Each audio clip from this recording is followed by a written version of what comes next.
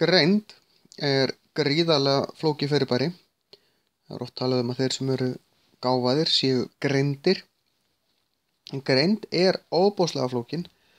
Það er hægt að vera það sem kallað er gáfað með háa bókgreind, svo er þetta háa hreyfigreind og tónlistargreind og til í raun margar greindir, stundum kallað fjölgreindarkenning Gardners.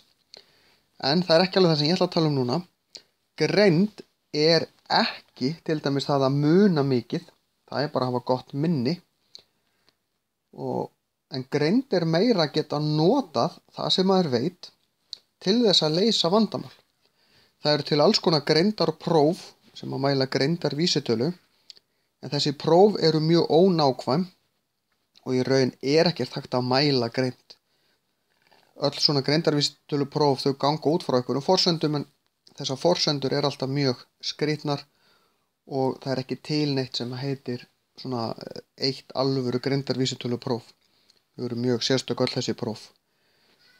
En einfaldasta skilgreiningin á greind er sem sagt hæfileikinn til þess að nota þá þekkingu sem maður hefur til þess að leysa vandamál.